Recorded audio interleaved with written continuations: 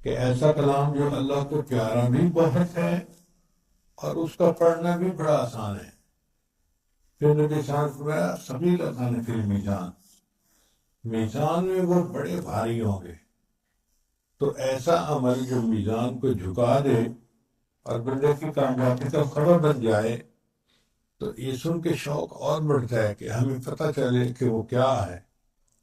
اس کو کہتے ہیں تشویق۔ بات کرنے کا حسن ہے یہ کہ نبی علیہ الصلوۃ والسلام نے پہلے فضائل بتائے، کلمات نہیں بتائے، تو سننے والے کے دل میں ایک شوق پیدا ہو گیا کہ ہے ہمیں کوئی بتائے ہیں کون سے کلمے ہیں۔ تب نبی علیہ السلام نے فرمایا کہ وہ کلمات یہ ہیں: سبحان اللہ و بحمدہ، سبحان اللہ العظیم۔ سبحان اللہ کے کیا معنی؟ اے اللہ تو پاک ہے۔ اللہ کی یہ بھی تعریف ہے۔ تعریف کے دو انداز ہوتے ہیں۔ مثال کے طور پہ ایک لڑکی کا رشتہ پسند کرنا ہے تو ایک انداز تو یہ ہے کہ جی بڑی پڑھی لکھی ہے، بڑی خوبصورت ہے، بڑی امیر گھرانے کی ہے، بڑا شریفوں کا گھر ہے، بڑے اچھے اخلاق والی ہے، یہ بھی تعریف ہے۔ اور ایک یہ بھی طریقہ ہے، جاہل نہیں ہے، ضدی نہیں ہے، کام چور نہیں ہے، اب تعریف تو نہیں کی لیکن برائیوں کو اس سے الگ کر دیا۔ نہ جاہل ہے، نہ بد اخلاق ہے، نہ ضدی ہے، نہ کام چور ہے۔ اس کا مطلب ہے کہ اچھی لڑکی ہے۔ تو جب ہم کہتے ہیں نا سبحان اللہ، اس کا معنی یہ ہے کہ یا اللہ آپ میں کوئی کمی نہیں، کوتاہی نہیں، کجی نہیں، آپ 100% کامل مکمل پاک ہیں۔ تو اللہ کو یہ تعریف کا انداز بہت اچھا لگتا ہے، چنانچہ اللہ نے قرآن میں ان الفاظ کی اپنی تعریف خود کی ہے، سبحان اللہ، اللہ پاک ہے۔ اللہ کو کتنا پسند آتا ہوگا کہ یہ الفاظ بندہ کہے کہ اللہ آپ پاک ہیں۔ اللہ خوش ہوتے ہیں، دیکھو میرے اندر کوئی عیب نہیں، کوئی کمی نہیں، میں ہر کمی کو طاہر سے منزہ اور مبرہ ہوں۔ تو سبحان اللہ یہ اللہ تعالیٰ کی تعریف ہے۔ وَبِحَمْدِهِ، اور سب تعریفیں اللہ ہی کے لیے ہیں۔ سچی بات پوچھیں تو ہر تعریف اللہ تعالیٰ کی طرف لوٹتی ہے۔ آپ پھول کی تعریف کریں تو یہ تعریف اللہ کی، کیونکہ پھول کو پیدا اللہ نے کیا۔ خامد بیوی کی تعریف کرے تو یہ تعریف اللہ کی، جس نے اس کے خامد کو بنایا۔ اور خامد بیوی کی تعریف کرے تو یہ تعریف بھی اللہ کی، جس نے ایسی خوبصورت عورت کو بنایا۔ آپ دنیا میں کسی مکان کی تعریف کریں، یہ تعریف اللہ کی۔ پھل کی تعریف ہے، کسی چیز کی ہم دنیا میں تعریف کریں تو یہ تعریف کس کی طرف لوٹتی ہے؟ اللہ کی طرف سے، کہ اس نے پیدا کیا ہے۔ لہذا تعریف کا اصل حقدار اللہ ہی ہے۔ اسی اللہ تعالیٰ نے قرآن میں کی ابتدا الحمدللہ رب العالمین سے کی، الحمدللہ سے کی۔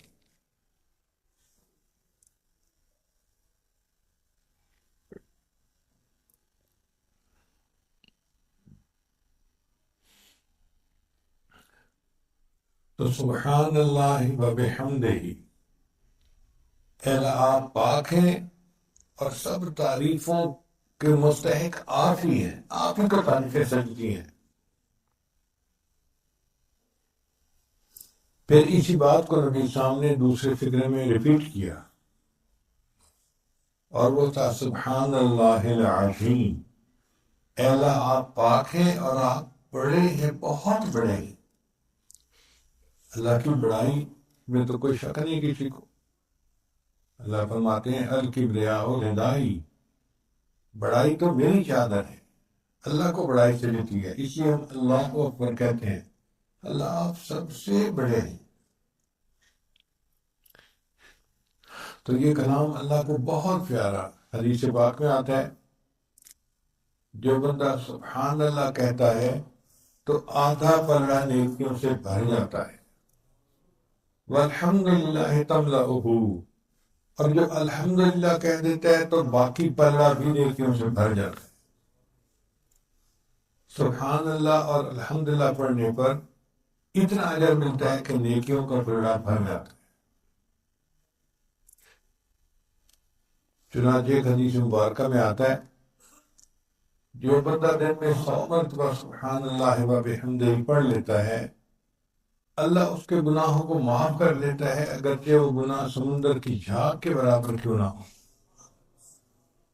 اتنے گناہوں کو بھی اللہ معاف فرما دیتا ہے۔ اس لیے ہمیں چاہیے کہ ہم اپنی گفتگو میں یہ لفظ زیادہ استعمال کریں۔ مثلا سبحان اللہ، آج میں نے فجر کی نماز جماعت کے ساتھ پڑھی۔ سبحان اللہ، آج گھر میں ناشتہ بہت اچھا بنا۔ سبحان اللہ، بچوں نے ضد نہیں کیا، آج آرام سے اسکول چلے گئے۔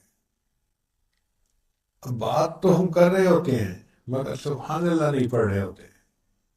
اگر سبحان اللہ کو پڑھنے کا عمل بنا لیں تو ہمارے کام سمجھ جائیں، ہمارے معاملات سمجھ جائیں۔ تو اپنی گفتگو میں سبحان اللہ کا لفظ زیادہ یاد کریں۔ سبحان اللہ، آج سارا دن دفتر میں بہت اچھا گزرا، کوئی لیگ پلنگ نہیں ہوئی، کوئی گڑبڑ نہیں ہوئی۔ ہم اللہ کا شکر ادا کریں، اللہ کی تعریف کریں۔ جب سارے کام ٹھیک چل رہے ہو نا تو اس کا مطلب یہ ہے کہ اللہ تعالیٰ کی رحمت متوجہ ہے۔ اگر فیکٹری کی مشینیں ٹھیک چل رہی ہوں تو یہ اس بات کی دلیل ہے کہ جو سپروائزر ہیں وہ مشینوں کو ٹھیک طریقے سے دیکھ رہے ہیں تو مشینیں ٹھیک چل رہی ہیں۔ اگر وہ نگرانی نہ کرتے تو مشینیں خراب ہو جاتی۔ اسی طرح ہمارے حالات جب ٹھیک چل رہے ہوتے ہیں تو اس کا مطلب ہے کہ کوئی سنوارنے والا ان کو ٹھیک سنوار رہا ہے، ورنہ یہ حالات بگڑ جاتے ہیں۔ اچھا، اس وقت ہمیں خدا یاد نہیں آتا جب حالات ٹھیک ہوتے ہیں، بھئی یہ ٹھیک کسی کی مہربانی سے ہوئے ہیں، کچھ بہت ٹھیک نہیں ہوئے ہیں۔ ہم خوشی میں اپنے رب کو یاد کریں گے، وہ غم کی حالت میں ہمیں یاد فرمائے گا۔ فَاذْكُرُونِي أَذْكُرْكُمْ، تم مجھے یاد کرو میں تمہیں یاد کروں۔ اس کا یہی معنی ہے کہ میرے بندو تم خوشی کے لمحات میں مجھے یاد کرو، میں مشکل کے حالات میں تمہیں یاد کروں۔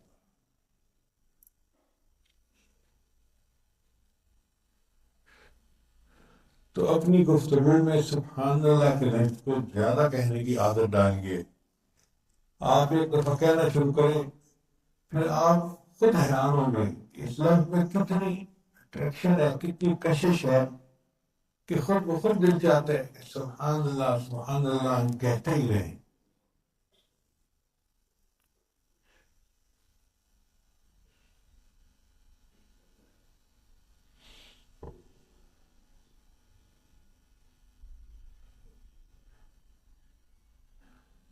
امام اعظم ابو رحمۃ اللہ علیہ فرماتے ہیں کہ اللہ کے ناموں میں سے ایک نام اسم اعظم ہے، بڑا نام ہے، جس کے ذریعے دعا مانگی جائے تو قبول ہوتی ہے۔ تو پوچھا گیا کہ حضرت کو کون سا نام ہے؟ تو امام اعظم نے فرمایا وہ لفظ اللہ ہے، اللہ کا لفظ ہے۔ تو فقہا نے کہا کہ آپ کا دلیل کیا ہے؟ ان کا یہ لفظ سب سے پہلے قرآن مجید میں آیا ہے۔ قرآن مجید کی پہلی آیت ہے بسم اللہ الرحمن الرحیم۔ تو بسم اللہ میں کون سا لفظ پہلے آیا؟ اللہ کا، رحمان رحیم بعد میں، اللہ کا نام پہلے۔ ان کا جی اور بھی دلیل کہ اسی نام سے نماز کی ابتدا اور اسی نام پہ نماز کی انتہا۔ چنانچہ ہم نماز شروع کرتے ہیں اللہ اکبر تکبیر کہہ کے، اور نماز کے اختتام کرتے ہیں السلام علیکم ورحمۃ اللہ۔ تو ابتدا اور انتہا کس طرف پہ ہوئی؟ اللہ کی طرف پہ ہوئی۔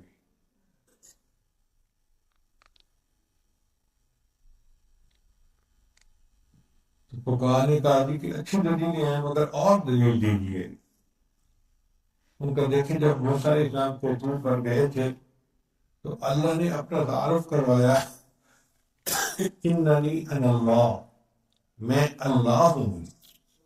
کوئی اور نام نہیں بتایا، کیونکہ اللہ کا نام تمام ناموں کے اوپر بھاری ہے. اس لیے فرمایا اننی انا اللہ. اور اس لفظ کے اندر اتنی طاقت ہے کہ کوئی بندہ ایک مرتبہ اللہ کا لفظ کہتا ہے تو قیامت جو ہے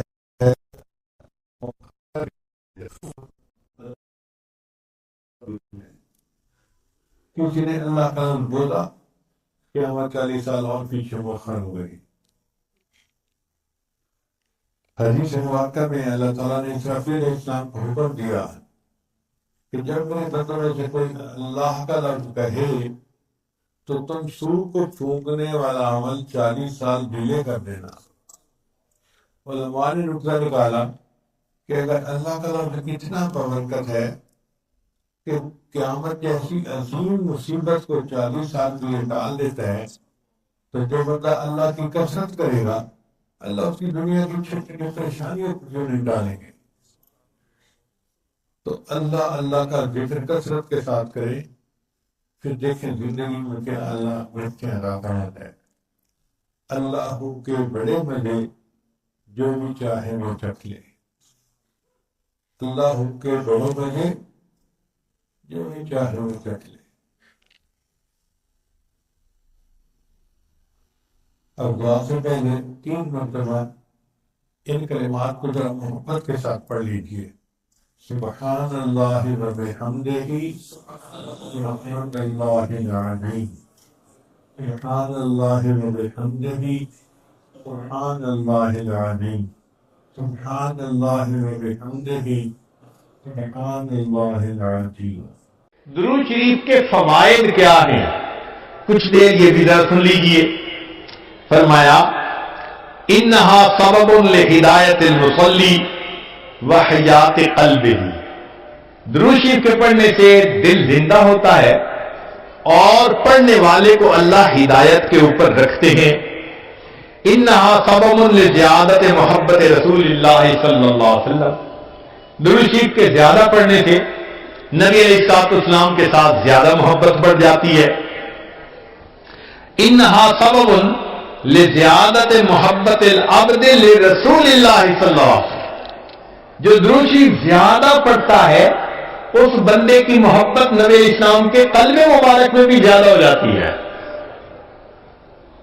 انہا سبب قرب العبد من ربہ یوم القیامہ.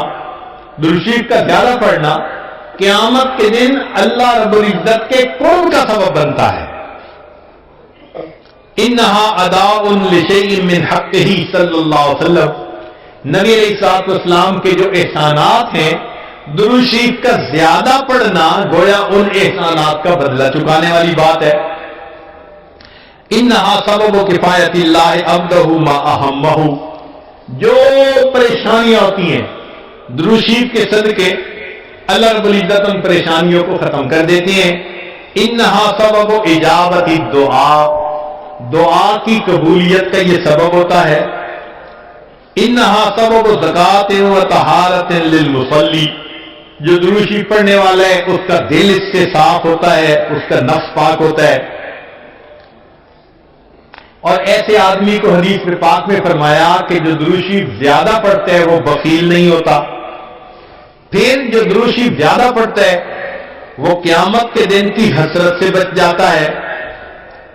اور جو درود شریف زیادہ پڑھتا ہے ملائے اعلیٰ میں اس بندے کی تعریفیں بہت ہوتی ہیں اور اس کے عمر میں اس کے وقت میں اللہ برکتیں عطا فرما دیتے ہیں.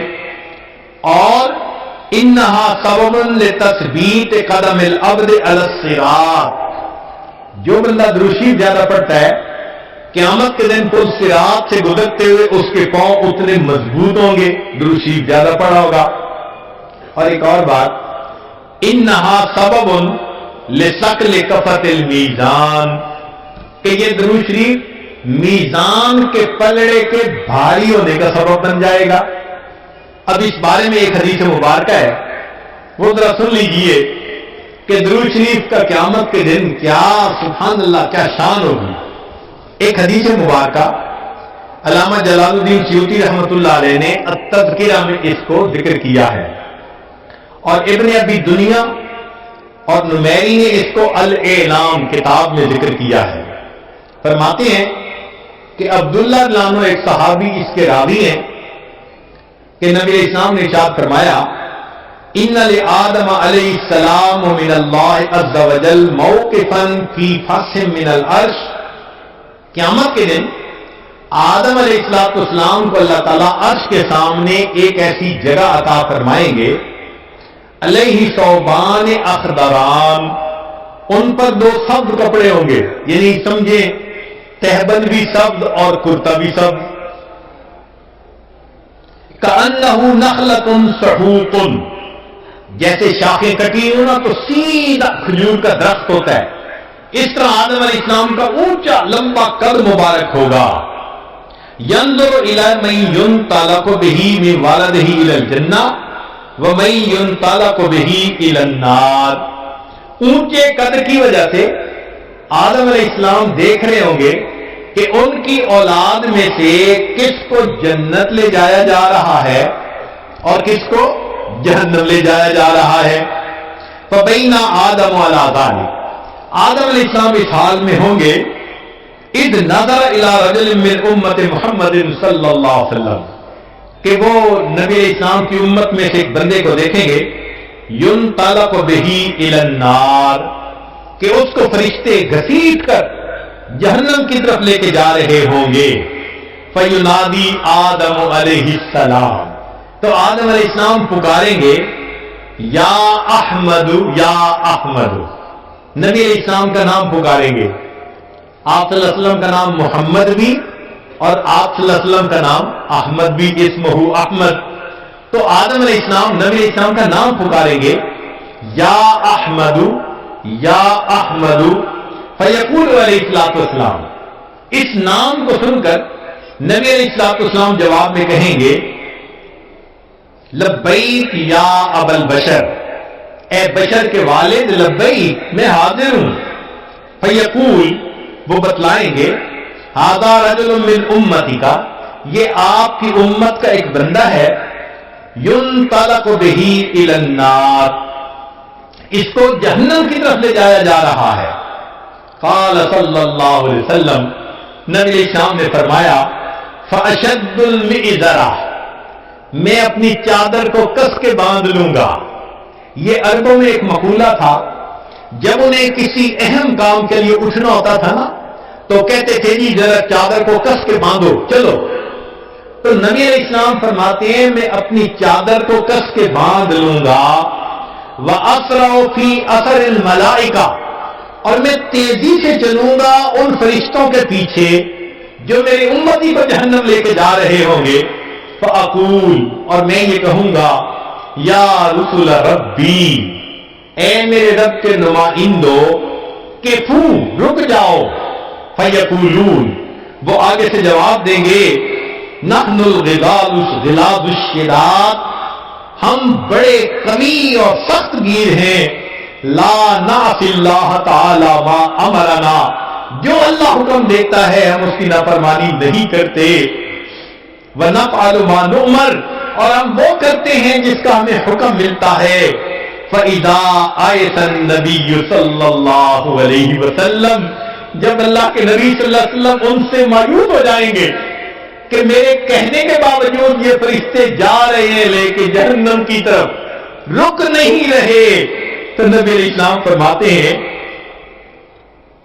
قبض علی لحیتہ بیدہ الیسریٰ واستقبل العرش بوجہہ, نبی علیہ السلام اپنے بائیں ہاتھ سے اپنی ریش مبارک کو پکڑیں گے اور اپنے چہرے انور کو آسمان کی طرف کر کے دیکھیں گے, عرش کی طرف کر کے دیکھیں گے. عربوں میں یہ ایک طریقہ تھا کہ جب کسی سے معافی مانگنی ہوتی, منانا ہوتا, تو آج کا طریقہ تھا کہ داڑھی پہ ہاتھ رکھ کے بڑی لجاجت کے ساتھ اس کی طرف محبت سے دیکھتے تھے. فریاد کرتے تھے بھئی ہم پہ رحم کھا لو. نبی علیہ السلام جب فرشتوں کو دیکھیں گے کہ وہ رک نہیں رہے، میری امتی کو لے کے جہنم میں جا رہے ہیں، آقا صلی اللہ علیہ وسلم فرماتے ہیں میں اپنی بایاں ہاتھ اپنی ریش کے اوپر رکھوں گا اور میں آسمان عرش کی طرف اپنے چہرے انور کے ساتھ دیکھوں گا. پھر نبی علیہ السلام فیقول فرمائیں گے یا ربی قد وعدتنی اللہ تخزینی فی امتی. اے اللہ آپ نے وعدہ نہیں فرمایا تھا میری امت کے معاملے میں آپ مجھے رسوا نہیں فرمائیں گے. فیاتی النداء من قبل العرش، عرش کے اوپر سے ایک آواز آئے گی اطیعوا محمدا، او میرے فرشتوں محمد صلی اللہ علیہ وسلم کی اطاعت کرو. وردوا هذا العبد الى المقام، اور اس بندے کو واپس جہاں سے لائے تھے میدان کے قریب وہیں جا کر چھوڑ کر آؤ. چنانچہ وہ فرشتے اس بندے کو وہاں جا کر چھوڑیں گے. فیخرج صلی اللہ علیہ وسلم، اب دوبارہ وزن شروع ہوگا. نبی علیہ السلام ایک چھوٹا سا کاغذ کا پرزہ بطاقتن، کاغذ کا پرزہ نکالیں گے. بیضاء، سفید ہوگا. کل انملتے، جیسے انگلی کا پھوڑا ہوتا ہے اس کے برابر ہوگا. فیلقیھا فی کفۃ المیدان الیمنی، اس کاغذ کے ٹکڑے کو نبی علیہ السلام نیکیوں کے پلڑے میں ڈال دیں گے. وہو یقول بسم اللہ، اور نبی علیہ السلام ڈالتے ہوئے بسم اللہ فرمائیں گے. فترجع الحسنات علی السیئات، نیکیوں کا پلڑا بھاری ہو جائے گا، گناہوں کا پلڑا ہلکا ہو جائے گا. فینادی المنادی، ندا دے گا وہ ندا دینے والا. سوئدہ و سوئدہ جدہ، یہ بندہ اس کے اجداد سعید بن گئے، اس کی نیکیاں زیادہ ہو گئیں. وثقلت موازینہ، انطلقوا بہ الی الجنہ، اب اس کو جنت لے کر جاؤ. فیقول یا رسول ربی، جب جنت لے جانے لگیں گے تب وہ بندہ کہے گا اے میرے رب کے نمائندوں فرشتوں، کیفو ذرا رک جاؤ. حتی اسأل ھذا العبد الکریم علی ربہ، حتیٰ کہ میں اس کریم بندے سے ذرا معلوم تو کر لوں. فیقول، پھر وہ یہ کہے گا بأبی انت و امی، آپ کے اوپر میرے ماں باپ قربان جائیں. ما احسن وجہک، آپ کا چہرہ کتنا خوبصورت ہے. وَأَحْسَنَ خَلْقُكَ، آپ کی پرسنالٹی شخصیت اتنی پیاری ہے. من انتا، آپ کون ہیں. فَقَدْ أَقِلْتَنِي اِسْرَتِي، آپ نے میرے گناہوں کو مٹا کے رکھ دیا. وَرَحِمْتَ عِبْرَتِي، میری لغزشوں کو کم کر دیا. فَيَقُولُ عَلَيْهِ الصَّلَاةُ وَالسَّلَامُ، نبی علیہ السلام جواب میں فرمائیں گے انا نبیُّک محمد، میں محمد صلی اللہ علیہ وسلم تیرا نبی ہوں. وَهَذِهِ صَلَاتُكَ، اور یہ وہ درود شریف ہے الَّتِي كُنْتَ تُصَلِّي عَلَيَّ، جو تم مجھ پر پڑھا کرتا تھا. وَفَيْتُكَهَا، میں نے تمہیں اس کا بدلہ دیا. احوج ما تقول الیہا، جب تجھے اس کی بہت ضرورت تھی. سوچئے آج نبی علیہ السلام پر درود شریف کا پڑھنا کل قیامت کے دن میزان میں نیکیوں کے بھاری ہونے کا سبب بن جائے گا. دعا ہے اللہ رب العزت ہمیں اپنے حبیب صلی اللہ علیہ وسلم کی سچی محبت عطا فرمائے، ان کا احترام، ان کی عزت اکرام وہ بھی دل میں عطا فرمائے، ان کی سنتوں کی محبت کے ساتھ اتباع کرنے کی بھی توفیق عطا فرمائے، اور کثرت سے درود شریف پڑھ کر نبی علیہ السلام کی محبت کو دل میں بھرنے کی توفیق عطا